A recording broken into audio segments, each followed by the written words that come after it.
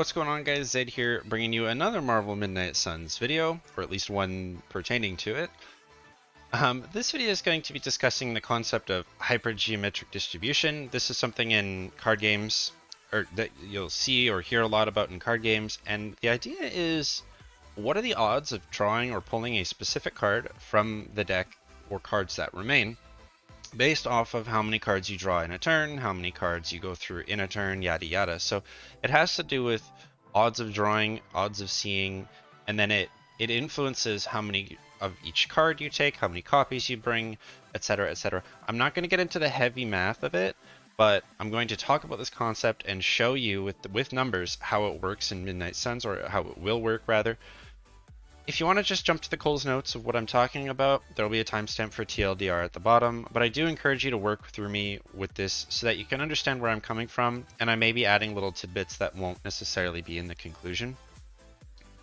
Last thing in the intro, this document will be linked on my Midnight Suns anthology, which, if you saw my last video, was sort of my deck list suggestions, or my team comp breakdowns, if you will.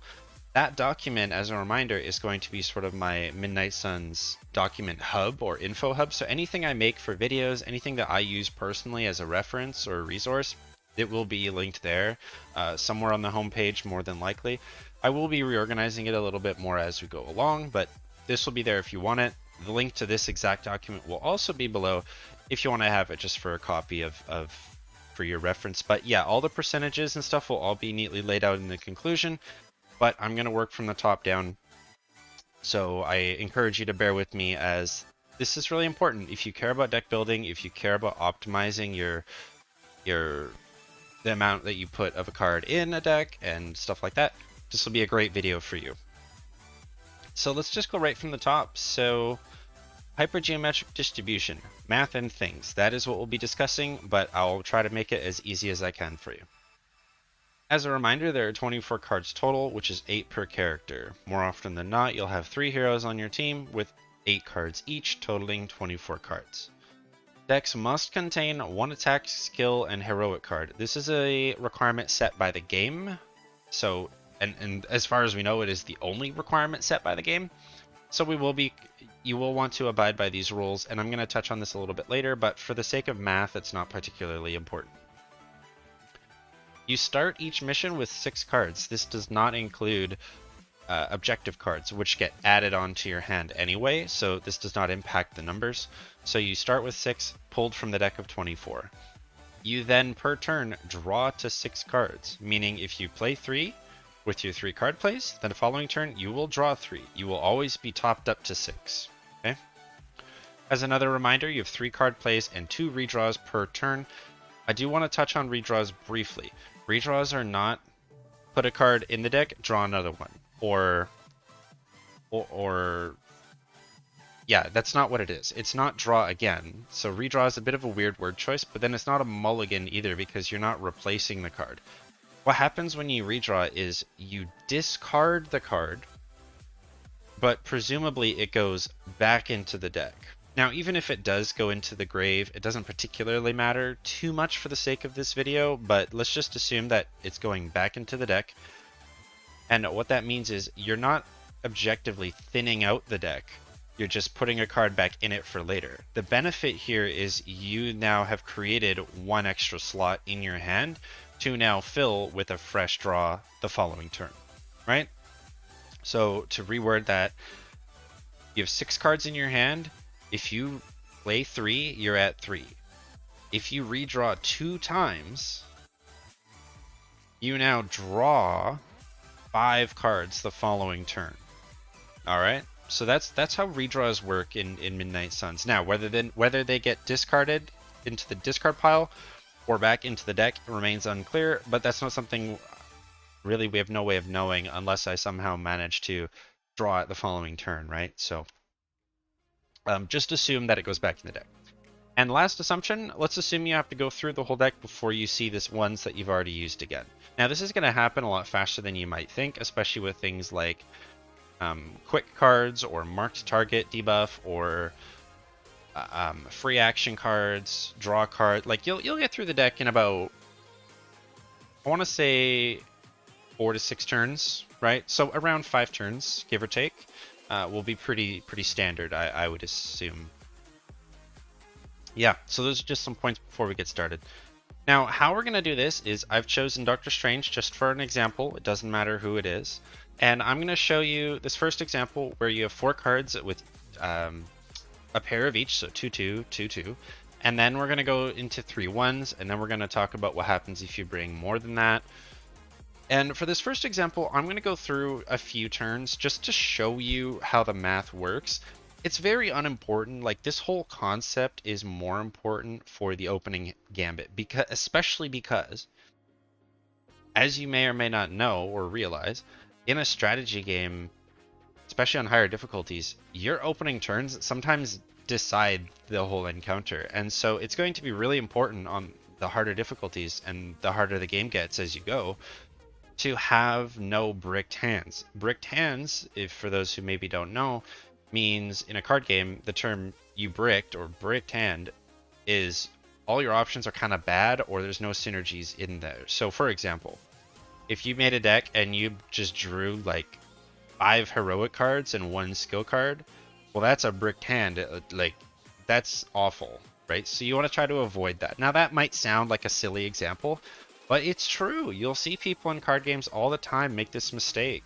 Or in Hearthstone or Magic, you have mana curve situations, or, you know, it's just, these things matter. And so we're going to go through just a few normal turns so you can see what's going on. But then for the other examples, I'm just going to show you the math, okay? So we have Winds of Watum, Agamotto's Gaze, Blessing of the Vishanti, X of Angarumas, 2-2-2-2. Now, turn 1, game start, mission start, you load it in, alright? Your deck starts at 24 cards. Cool. You've drawn 6. Yes. Now, in that opening hand of 6, there is a... So you see there, get 1 wins in opening hand. There is approximately a 39% chance to see a single Winds of Watum. Sorry, let me leave the cards on the screen so you know what we're talking about. Which is pretty good. That's, you know, a just over 33% chance, so 1/3 chance to see the card you're looking for. That's pretty good. Now, the odds of you getting 2 in the opening hand are quite low. That's 5%. Also pretty good. Now, in the situation where, you know, if you want the full odds of getting 1 or both, in this situation, you would just add them together. So there is a about a 44% chance of you seeing 1 or 2, if you want to look at it that way. Okay, but that doesn't really matter in the case of 2s. So almost 40% chance to get 1 in your opening hand. Awesome. Now let's say you do. Okay, you've gotten 1 wins in your opening hand, and that's the only Doctor Strange card you got in the hand. Okay, let's just assume that for me. You then play any 3 cards from any hero in your hand. It doesn't matter. Just play 3 cards, play your 3 card plays, and go down to 3 in the hand. All right. The deck will end at 18 cards. This is because we drew 6 away from it. Pretty standard stuff. Turn 2, deck starts at 18. You then draw 3 cards because we've only played 3 cards, so the 3, you know, fill in the gap. The odds of you now drawing the 1 wins remaining, 20%. Not bad. You're probably not going to see it on that turn 2, but not bad. Drawing an Axe of Angarumas on this turn is now a 29% chance. And that number is... The reason that number is lower than turn 1's get what wins, 39%, is because of these numbers here. So because the deck is starting at 18 and you're only drawing 3, even though there are 2 axes in the deck, the percentage is lower because of the 24-to-6 ratio. Okay, I'm not going to get into it. Hopefully I didn't lose you there, but just take my percentages for what they are. About a 30% chance to draw your axe. Let's say you get it. Okay. This turn you're going to play 4 cards total. This could be a free action or a card play refund, and then your remaining cards in hand are 2. All right. The deck now ends at 15. Turn 3, you draw 4 cards. You get that last remaining axe, and let's say you do, that was a 27% chance. Now, one of your 2 blessings, which we haven't seen yet, on draw, 42%. Why is that number so high? Well, because there's 15 cards in the deck, you're drawing 4, and there are 2 blessings in that 15, right? So 42%. Now let's say you somehow manage to play 5 cards, right? Let's say you're playing Blade or Spider-Man, and you've got all these free actions, these quick actions, and you've ran through 5 cards, right? The deck now ends at 11. Turn 4, you draw 5 cards because you only had 1 left in your hand. Together, that's 6. You get that last remaining blessing. It's about a 45% chance.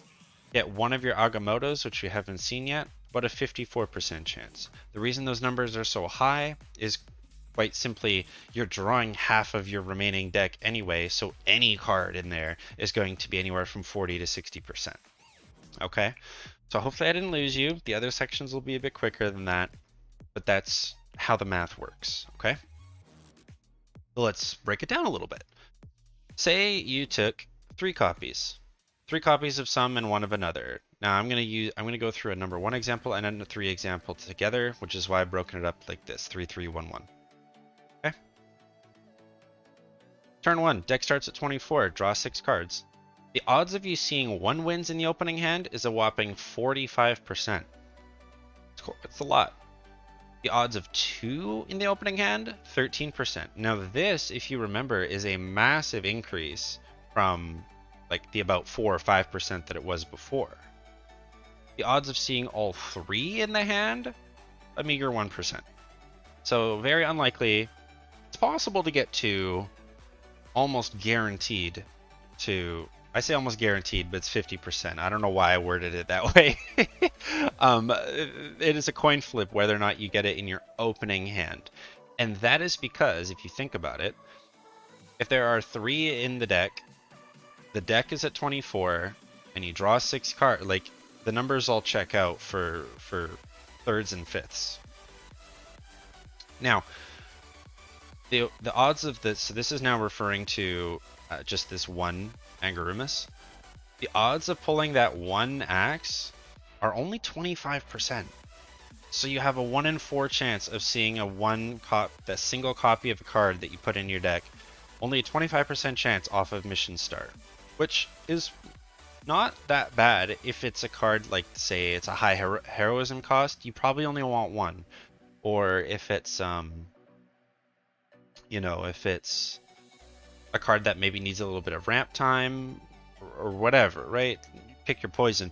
You don't really need it that often. You don't really want to bring more than 1. Now, how does this apply to all 3 characters and how you decide how many heroics to bring on each character? Well, we'll get to that. So that's 1. So 1 copy, 25%. That's almost half of the percentage of having 2 in your deck. And then 3 is quite significant. So, yeah.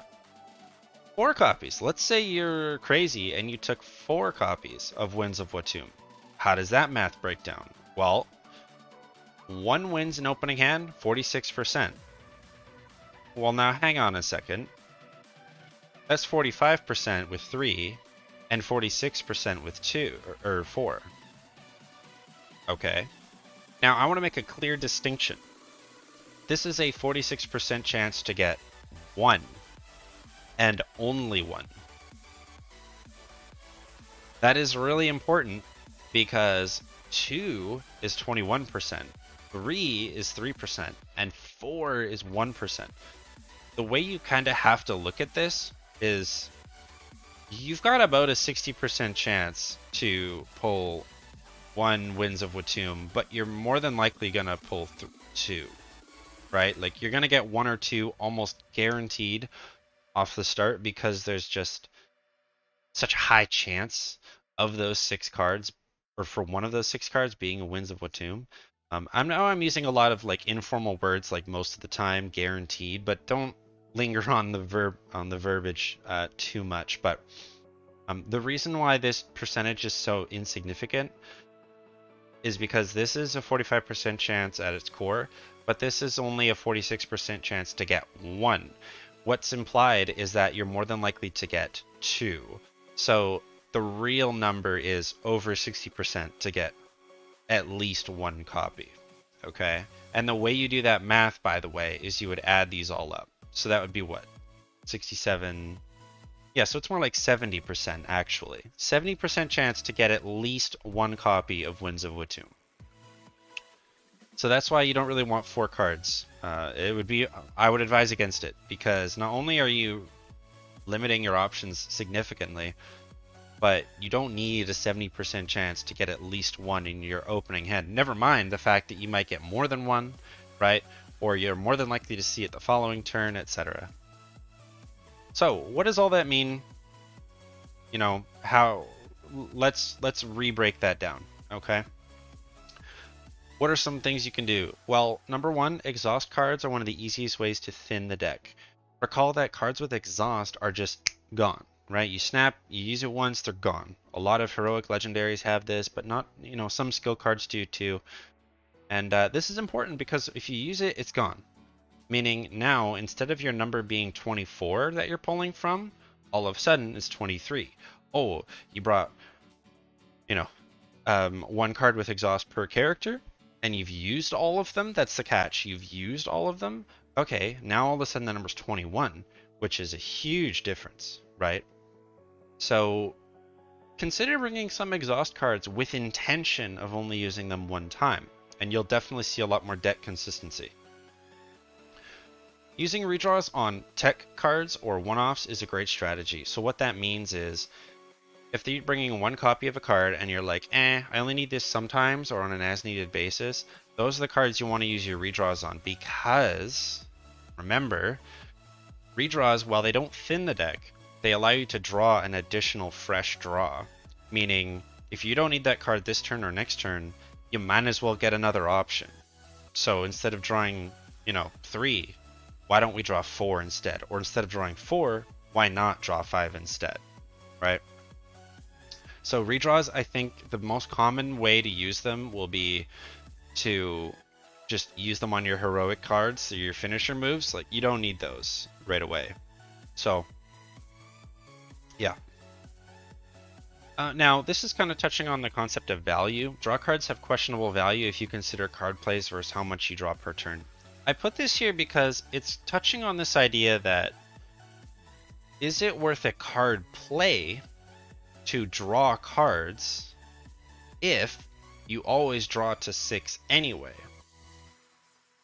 It's an interesting question. So I would argue that draw cards are only worth it if you intend to just go to town on that turn and you don't have any attack cards. Like, you don't have anything else that's even going to come close to what you could do with that draw system. Now, there's a few exceptions. Number one, let's say if you took Blade or Iron Man, right? And let's say your deck breakdown with them was like 6, let's just say for number's sake, 6 attack cards, 1 skill, and 1 heroic. And that 1 skill card was draw. There is almost a guaranteed chance, no, there is a guaranteed chance that you draw at least 2 attack cards, right? So you could theoretically overload one character with a draw plus all DPS cards, and then that draw would be card play number 1, and then you play attack card, you play attack card. Now, preferably those attack cards would be quick or fast, so you can play more than 1, or more than 2 rather. But that's just something to think about. Like, how valuable are draw cards really when you're always topped up to 6? They lower a lot in value, and I'll definitely talk about that later when it comes to deck building specific characters. But for now, just keep in mind that draw cards are not as insane as they typically are in a lot of other card games, okay? Because it always puts us up to 6. And the hand limit is 10, so keep that in mind. Now, what's next here? Oh yeah, quick cards, mark cards, or cards with discard as a cost. For example, Ghost Rider has one of these, Hunter has one of these, are all a great way to burn through your deck faster. So quick would be card play refunded on KO, marked is card play refunded on KO, and then discard, you're not discarding so much as you're making room for another draw, right? That's how I want you to maybe think about discarding in this game, which isn't something I had really realized until somewhat recently. Yeah. Now, here's the numbers as a TLDR. And I'm going to talk about 5, 6, 7, 8 in just a second here. Taking 1 of a card is a 25% chance to see it. Taking 2 of a card, and this is in the opening hand, remember. Taking 2 of a card is a 39% chance to see it with a 5% chance to see both.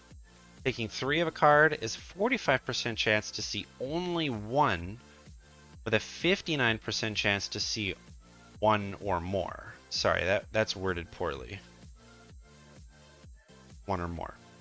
Taking 4 of a card. Yeah, I worded this badly. Sorry, guys. 1 or more. Taking 4 of a card is 46% chance to see only 1 with a 71% chance. See, there you go. I did the math for you. To see 1 or more. 5, 80%, 1 or more. 6, 86, 1 or more. 7, 91, 8, 94, 1. Now, you're going to notice something with these last 4. Or I guess I should say maybe last 5. Notice how it jumps from 59 to 71, which is what? 10, 12. That's 12% increase. Then it goes from 12% increase to 9% to 6 to 9%, 6 to 4 to 4. This concept is called diminishing returns. So, right, 12, 9, 6, 4, 4, or 6, 6, whatever. The point is, the more of a card you take, the less relevant it is that you've now taken more because of the fact we are limited by card plays in Midnight Suns. So, what these numbers mean and how this could be relevant to you to make a mental note of these numbers is, instead of looking at it as taking 8 of a card, look at it as taking 8 heroic cards, or taking 8 skill cards, or 8 attack cards. So the odds, if you took 8 attack cards, the odds of you seeing 1 or more in your opening hand is a 94%. Which means, if you're worried about not having an opening turn to attack, you should probably take like 10, right? Or, I know for me, I'm probably only going to run like one heroic on some characters because you have to. But I would say I'd have 1 character with 1, 1 character with 2, and 1 character with 3. Probably. Like that's probably how it's going to work. Obviously this is going to change from character to character. Or if you have Doctor Strange in your team, you might be able to get away with running more heroic cards. So if you go by that logic, I'm taking 6 heroic cards, which means there's an 86% chance to see 1 or more in my opening hand. That kind of sucks because I don't want them. What does that mean? That means I can play my skill cards and attack cards, maybe 1 heroic, since you generate the heroism. But more often than not, if I'm taking 6 heroic cards and I see more than 1 in my hand, what am I doing? Redraw, redraw. Right? Like that's how my brain works. That's how the math works. So yeah, there's some information for you. Again, all of this will be, or this whole thing will be linked in the description, as will my anthology if you want all my notes, and I will be updating it kind of as I go. If you haven't seen my tier list video and you're interested in more of my opinions or discussions, I'll link that as well. My team comp video was a lot of fun to make. I'll link that below. Lots of links below. Check them out, man. If you enjoyed the content, let me know in the comments what you thought. If you have any other video suggestions or ideas, let me know as well. And yeah, till next time, and I will see you later.